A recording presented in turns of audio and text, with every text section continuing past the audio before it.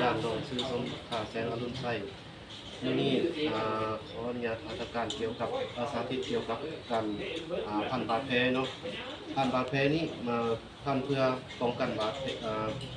ดแผลให้สะอาด2ห้ามเลือดจากปากบาดแผล3ป้องกันอาการชนที่เกิดกำลังในการพันบาดแผลนี้เนาะคือว่าคนเจ็บหรือซื้อ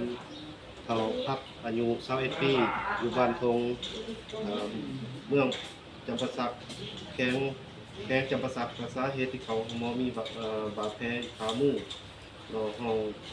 คนเจ็บนี่ห้องเบอร์1เตียงเบอร์2เนาะ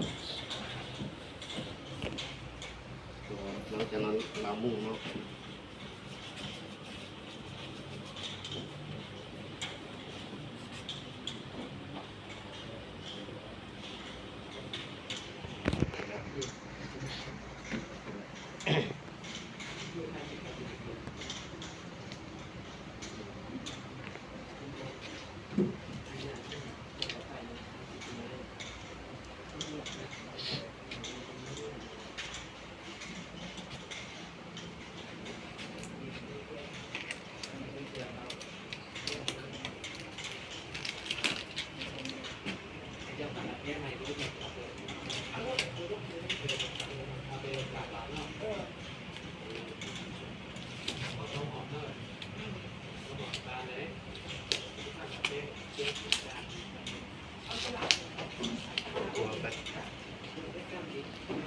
เนาะ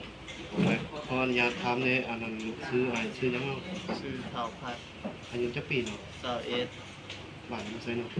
อยู่บ้านชมมันสาเหตุที่เกิดบาดแผลนี่เป็นจังได๋เนาะ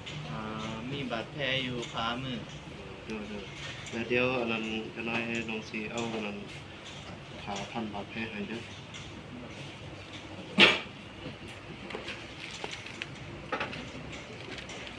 นะเด้อ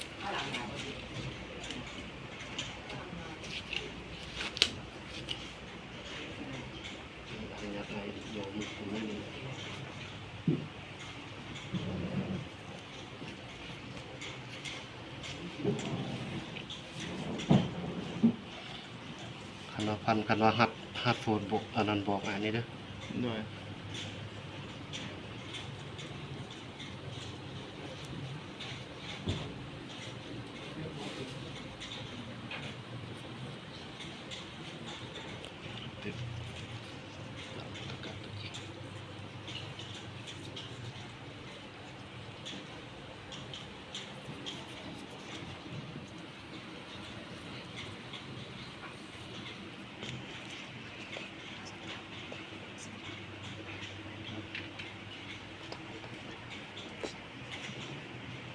อันนี้นี่คือว่า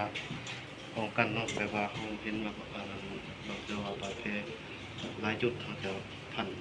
ตึงแล้วก็หลังจากนั้นเขาจะประเมินเนาะประเมินเบิ่งว่าจะทำคนเจ็บนี่หัดโทษบ่ได้ยินแบบหัดโทษบ่คือว่าประเมินว่ามันมีแบบซ้ำบ่แต่นิ้วมือเนาะ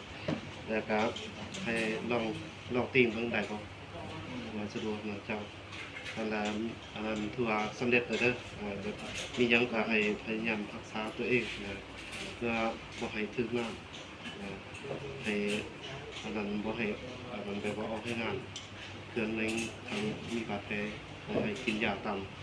หมอแนะนำเด้อการรักษาแพทย์เรียนก่อน